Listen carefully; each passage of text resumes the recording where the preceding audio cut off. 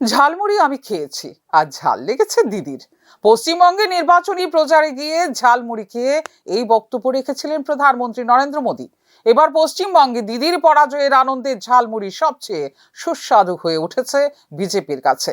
দলের জয় নিশ্চিত হওয়ার পর লাড্ডুর পরিবর্তে ঝালমুড়ি খেয়ে আনন্দ উপভোগ করছেন বিজেপি নেতা কর্মী এবং সমর্থকরা।